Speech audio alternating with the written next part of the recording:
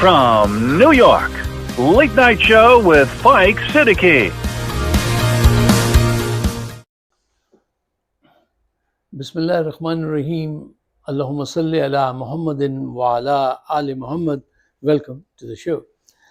صاحبوں، latest خبر یہ ہے کہ پاکستان آرمی نے جعفر ایکسپریس پہ حملہ کرنے والے 33 انتہا پسندوں کو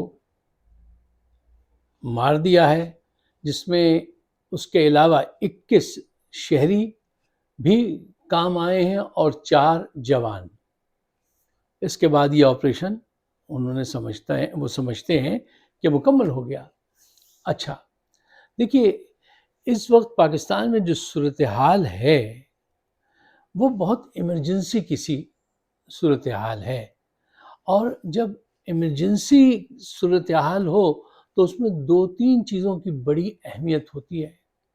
پوائنٹ نمبر 1 کہ آپ کا ذہن بالکل کلیئر ہو، آپ کوئی ابہام کے ساتھ آپ آگے نہ بڑھیں۔ دوسرے کہ آپ کول ہوں۔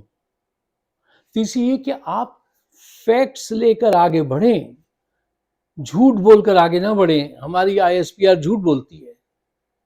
اچھا، میں ان حالات میں بالکل میرا مائنڈ کلیئر ہے کہ میں پاکستان کی فوج کے ساتھ کھڑا رہوں گا، میں ان کے ساتھ کھڑا رہنا چاہتا ہوں، لیکن میں چاہتا ہوں کہ وہ بھی کچھ اپنی ادا بدلیں۔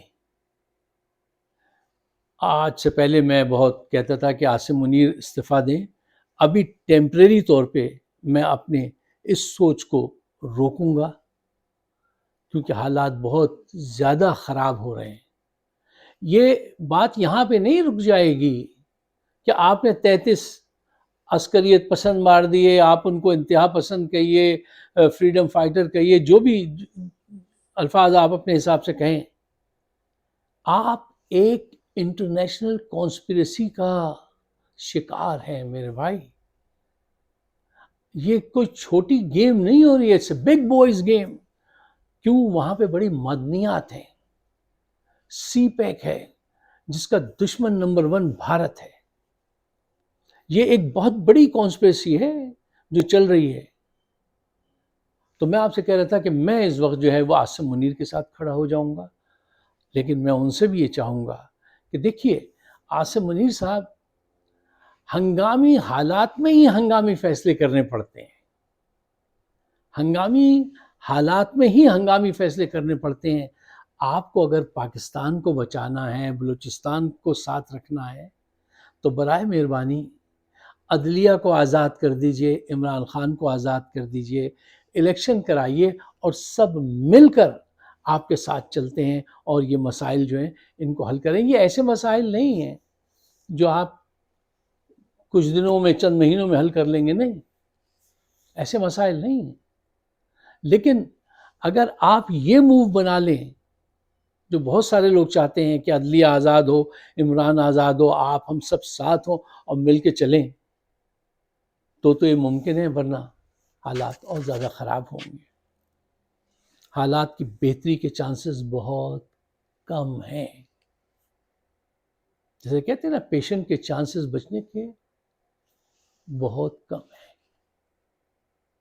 دیکھیے، حالات کس درجہ خراب ہو گئے۔ اختر مینگل بڑے اچھا انسان ہے، وہ گڈ پرسن۔ انہوں نے ایک بیان دیا ہے کہ حالات، میں ان کے اس بیان سے بہت پریشان ہوں، بہت مطلب امیدیں ٹوٹتی ہیں ان کے اس بیان سے کہ یار، اس جیسا انسان، اتنا ہمبل سویٹ ایسا انسان، پاکستان سے محبت کرنے والا انسان، وہ اس مقام پہ پہنچا دیا آپ نے۔ انہوں نے بیان دیا ہے کہ اگر ہماری باتوں پہ توجہ دی جاتی تو آج حالات اس درجہ خراب نہ ہوتے، and it is too late now۔ یہ آخری جو ہے نا، it is too late now۔ اگر آپ سوچ و فکر سے تعلق رکھتے ہیں تو اب آپ سمجھ جائیے کہ حالات کہاں پہنچ چکے ہیں۔ اور میں پھر دوبارہ کہتا ہوں، آپ ایک بڑی قوتوں کے پراکسی بننے جا رہے ہیں، اور سارا گیم جو ہے وہاں پہ کھیلا جائے گا۔ سی پیک کو، پاکستان کی ترقی کو بھارت کبھی منظور نہیں کرے گا۔ اور اب اس نے طریقہ واردات بدل دیا ہے. اس نے بہت پہلے کہا تھا اب ہم پاکستان سے ویسے جنگ نہیں کریں گے کہ اپنی فوج لے جائیں اس سے لڑائیں، نہیں، ان کے اندر ہی سے ہم حالات ایسے کر دیں گے کہ وہ ختم ہو جائیں گے. آزاد کشمیر گلگت بلتستان کے لیے تو ان کے راج ناتھ سنگھ نے کہہ دیا ہے نا کہ یہ جلد ہم سے آ ملیں گے، ہمارا حصہ ہو جائیں گے. وہاں پہ پیسہ خرچ کیا جا رہا ہے، ان کے پاس اتنی پیسہ ہے کہ وہ ہماری جیسے لوگوں کو، بے ضمیر قوم کے لوگوں کو خرید سکیں، اور وہ خرید رہے ہیں.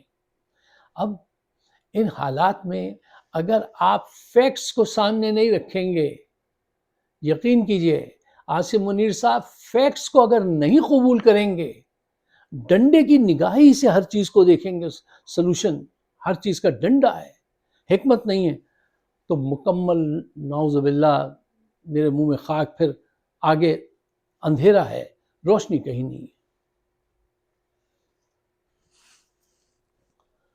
اچھا دیکھیے صاحب، حالات کتنے سنگین ہیں، اور اس وقت بھی آئی ایس پی آر جھوٹ بول رہے ہیں. ہنگامی حالات میں نے پہلے آپ سے کہا نا، بہت کلیئر مائنڈ ہونا چاہیے، آپ کو بہت کول ہونا چاہیے، اور فیکٹس کو ہمیشہ سامنے رکھنا چاہیے. اگر ذرا سا جھوٹ اور یہ دغا بازی کی تو حالات اور خراب ہو جاتے ہیں. ان حالات میں آئی ایس پی آر یہ پیغام دے رہی ہے کہ ہم نے 80 لوگوں کو چھڑوایا. جب وہ لوگ چھوٹ کر آئے تو ان سے جب پوچھا گیا تو انہوں نے کہا نہیں، ہمیں فوج نے نہیں چھڑایا، ہمیں تو انہوں نے خود پہلے چھوڑ دیا تھا، عورتوں کو اور بچوں کو. پوری دنیا میں بے عزتی، بدنامی، فوج کا وقار پہلے ختم ہو گیا، خراب ہو رہا، اور اس کو مزید یہ خراب کرتے ہیں جھوٹ بول کر، ظلم کر کے بھی خراب کر رہے ہیں اور جھوٹ بول کر بھی خراب کر رہے ہیں. اچھا اب ذرا گہرائی میں اتر کے اس بات کا جائزہ لیجئے کہ یہ مسئلہ جو ہے وہ کیسے حل ہوگا اور حل کی طرف کیسے جائیں. میں نے پہلے بھی آپ سے کہا شروع میں کہ it's a big boys game. یہ پراکسی وار کریں گے اس علاقے میں کیونکہ وہاں مدنیات ہیں، اور بھارت کسی صورت پاکستان کے سی پیک کو کامیاب نہیں ہونے دینا چاہتا. وہ چائنا کو سزا دینا چاہتا ہے. یہاں بڑی قوتوں کا انٹرسٹ ہے. یہ مسئلہ ایسے آرام سے حل نہیں ہوگا اور بڑے کم وقت میں حل نہیں ہوگا. اس کے لیے آپ کو اپنی سیاسی، معاشی پالیسیز، آپ کی ڈپلومیٹک کور، ان سب کا ایک بہترین استعمال سامنے لانا پڑے گا. اور آپ کی جو قوت ہے ملٹری کی، اس کا استعمال بہت احتیاط سے، جہاں مجبور ہو جائیں کرنا پڑے تو پھر کرنا کیجئے، لیکن بہت احتیاط سے کیجئے، اور مقامی لوگوں کو شامل کر کے ان کو دکھا کہ دیکھو یہ منفی کارروائی ہو رہی ہے، اس وجہ سے ہم یہ ایکشن کر رہے ہیں. ان کو انوالو کیجئے، اپنے قریب لائیے. اس کے بغیر یہ لانگ ٹرم پرابلم ہے، اس کا لانگ ٹرم سلوشن چاہیے ہوگا، کوئی کوئک فکس نہیں ہے. اور یہ جو آج تک تھا طریقہ کار نظر انداز کر دینے کا، اس سے کام نہیں چلے گا. یہ ٹائم گزر چکا ہے، اب بدل جانا چاہیے. اس حادثے سے اللہ کرے کہ عاصم منیر عدلیہ کو آزاد کریں اور عمران کے ساتھ مل کر کام کریں، میڈیا بھی اپنا کردار ادا کرے، سب مل کر چلیں تو پاکستان بچ سکتا ہے. اور اگر انہوں نے پھر یہ بے ایمانیاں شروع کی اور بے ایمان لوگوں کو سامنے رکھا، ان کا کردار دیکھیے کیا ہے. ایمرجنسی کی صورتحال میں آپ نے سنا کہ وزیر اعظم نے کوئی ہنگامی اجلاس طلب کر لیا. اتنی بڑا واقعہ ہوا ہے. صدر نے کوئی ہنگامی اجلاس طلب کر لیا. وزیر داخلہ ایک دم فور فرنٹ پر آ گئے. کوئی کسی کے کان پہ جو نہیں رہیں گی. وہ ڈیل بناتے رہے. وزیر اعظم 9 ارب روپے اس کو دیے بلاول کو، اور 25 کروڑ ان کے کیمینوں کو. وہ اپنا حساب کتاب کرتے رہے ان کے ساتھ. ایک کان سے خبر سنی، دوسرے سے اڑا دی. صدر اس نے تو پکا سوچ رکھا ہے، میں تو صرف سندھ کو بیٹھ کے سک کروں گا، یہاں سے پیسے کماؤں گا. وہ دیٹس اٹ. وہ کہتا ہے باقی آپ جو جی چاہے کرتے رہیے. وہ ذہنی طور سے وہاں کھڑا ہے آدمی، اور اس کو آپ سامنے لائیں. رانا ثناء اللہ سے واقعے کے متعلق بات کی گئی کہ یہ اتنا بڑا حادثہ ہو گیا، آپ کیا کہیں گے؟ کہیں گے ہم کچھ نہیں، وہ جائیے، ان کا کام ہے، سیکیورٹی ان کا کام ہے، وہ جانے۔ ان حالات میں مسکرانا اور بہت کمفرٹ زون میں بیٹھے ہوئے ہیں آپ، یہ کیا کردار ہیں؟ وہ کہہ رہے ہیں یعنی اب وہ فوج پھنسی ہے، وہ ان سے جا کے پوچھیے، مجھ سے نہ پوچھیے۔ ان سے کہا کہ وزیر داخلہ وہاں نہیں پہنچے واقعے پہ، کہیں گے وہ وہاں جا کے کیا خبر دیتا آپ کو؟ یہ ایٹیٹیوڈ ان کا دیکھیے۔ اگر اب بھی عاصم منیر نہیں سمجھے، یا ان کے جو دوسرے مرزا صاحب ہیں، دوسرے افراد نہیں سمجھے جو پاور میں ہیں، تو اس کا مطلب یہ ہے کہ آپ پاکستان کو ٹھیک نہیں کرنا چاہتے، اور اگر یہی سوچ رہی جو آج ہے آپ کی، تو پاکستان کبھی ٹھیک نہیں ہو سکتا۔